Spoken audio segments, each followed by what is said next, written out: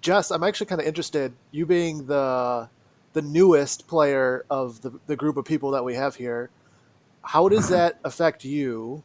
The whole theater of the mind, because when you first started, you had almost no D&D or tabletop role playing experience, right? Right. Yeah. So so when did you have that moment, or have you not had that moment yet, where it clicks like you could do anything? Like there's no rules to this like at all, and how was that like for you? I think probably when it clicked for me was my second character build. Um, the first one I had no clue what I was doing, asking everybody like, "What do I do? How do I do this?" Probably made everybody crazy, but um, I think the second one I actually built myself with a little bit of help, and that kind of clicked for everything. Like, okay, this person looks like this, they can do this. This is their limitation. Um, yeah, it's been a learning experience for sure. I was Well, afraid, honestly, I wasn't creative enough in my mind to be able to play this. one of the things that really I saw when you were progressing as a character was when you were talking about going. I can't remember which character you had, but um, there was some kind of a animal herder or something like that that had a barn, and you decided you were going to go on top of the roof and you were checking things out. So you were trying avenues that weren't. This is back in the Anshul on the island of Phenomal game we had, and you were trying things that weren't just I walk down the street, I knock on the door. You were really thinking of what's in this environment, what's the elements, and that's when you really started. It became interesting because you were trying different avenues, and you don't give yourself the credit that you deserve for your creativity. I think that probably was Fern, my little gnome, and her dire squirrel. Yeah. And then She's Ryan, my favorite. sorry, from like you ran, was it your first one shot recently, or have you run a couple one shots before? I've run a couple before.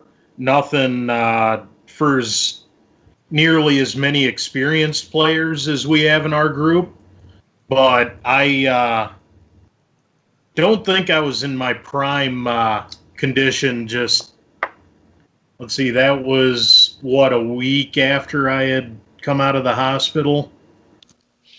I ran a one shot for our group, and it wasn't the greatest thing ever. Ended up Oh, devolving down into, okay, you open a door. Yep, there are three goblins. Yep, you killed three goblins. well, Go Yeah, to but the who next. doesn't enjoy killing Oh, goblins? you yeah. killed That's three true. more goblins. Yeah. Well, and then on top of it, you did allow a lot of sway in it. Like when we took the chest and dropped it out of the window. Oh, that Yeah. was me. And Well, it's things like that. It's that allowing, yeah, there's going to be doors you have to go through. I mean, at times it becomes Munchkin and you kick in the door and see what's in. yeah, But yeah. But that's part of it. at the same time, it comes down to, like you had said, Tim, comes down to the rule of cool.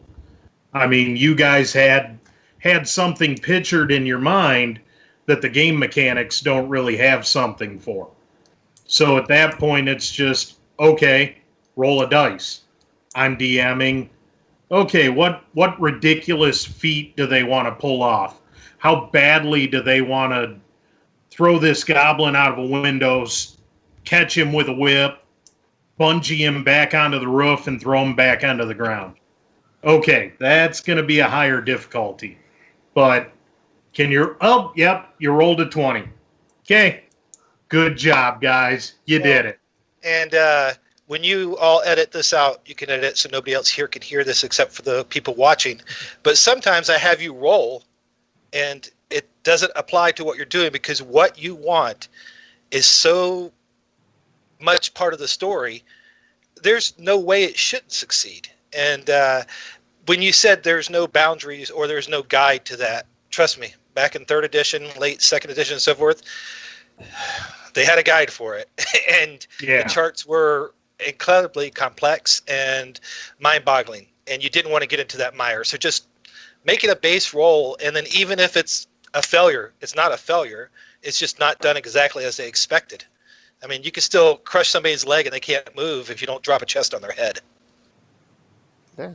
So, kind of touching on that, have you guys? We talked a lot about D&D, but there's more than just D&D out there when it comes to tabletop role playing games.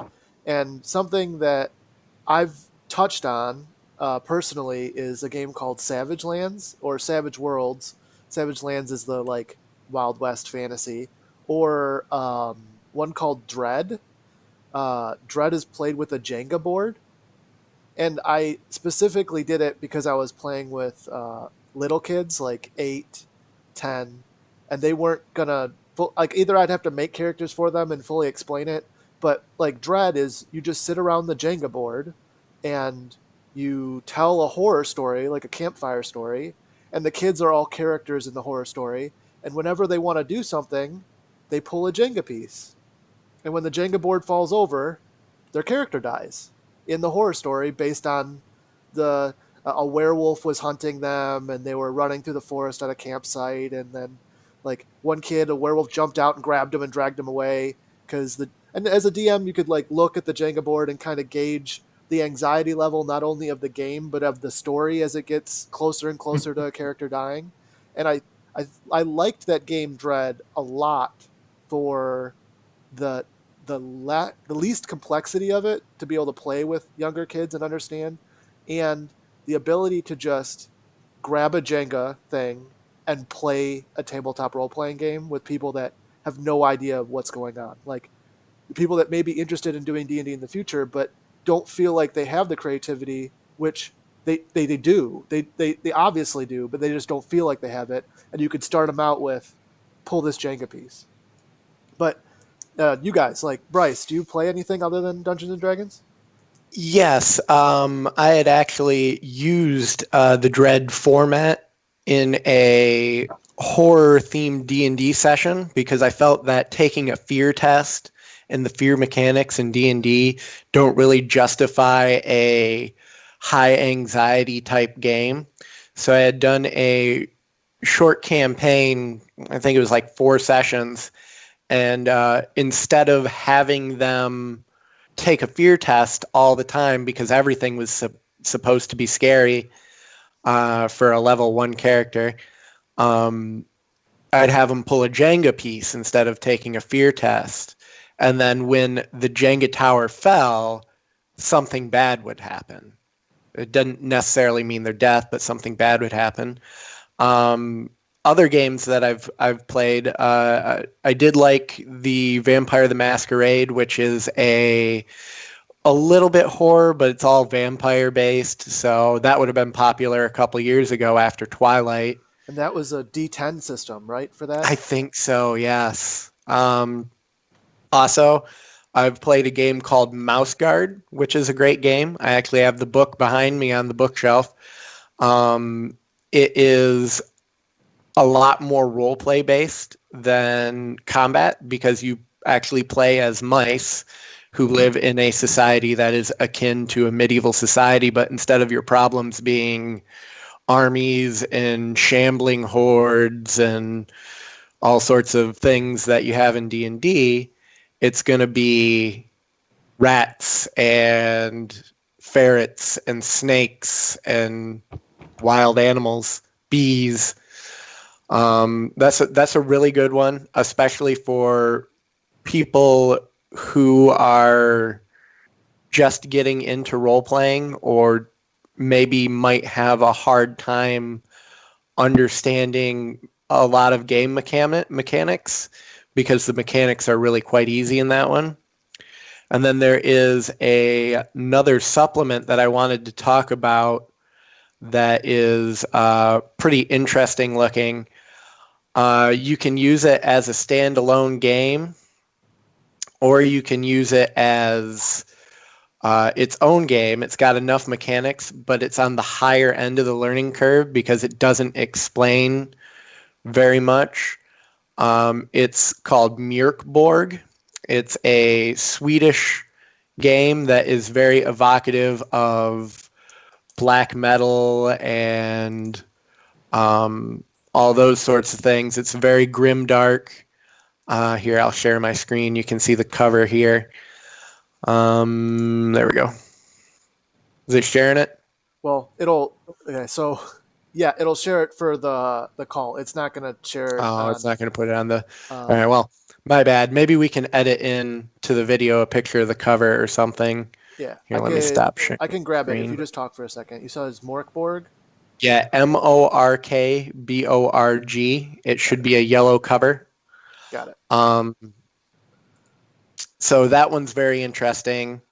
Right now, they aren't shipping books, but if you purchase it, they will send you a free PDF over, I want to say, the Dungeons Masters Guild or Drive Through RPG, one or the other. But it's about $30 US, but they charge you in, I don't know, whatever KR is. Yeah, like Russian rubles or something. Yeah. But I It's got it. Swedish, but yeah. I got it on stream. It's Yeah, I like a can see it yellow now. cover with a skeleton goat thing and a shield Yeah. and sword. And the good thing about it for D&D players is it's got just a ton of tables. For instance, I can pull it up and take a look at one of them really quick. It's got a table for names. It's got tables for treasure, but it's so grim that when you loot a body, there are chances that what's in their pocket will actually hurt you, which is quite interesting.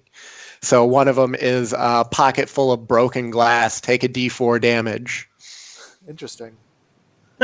It's just, Sounds like something Tim would do to us. yeah, it's only like I'm like 6 characters in right now, so Yeah, I don't know if you'd make it past the first session on this one. yeah, I'd go down in a fiery brand of fiery, I don't know, emulation of glory. Probably Yeah, just but catch the box. that's true to your characters. Yeah, You know, all so- of my characters, sadly, even Well, the hey, paladin. Better to There go was out only in one a of burst them. of flame than peter away in darkness. There was only one of them any one of us could help. Well, there was one you sat on the fire. Yeah, that was the only one any of us could help. Could being the operative word. Didn't, Exactly. but could. Hey, it's all choices. So how about you? Does Ryan? anybody else have any good role-playing games besides Pathfinder or D&D?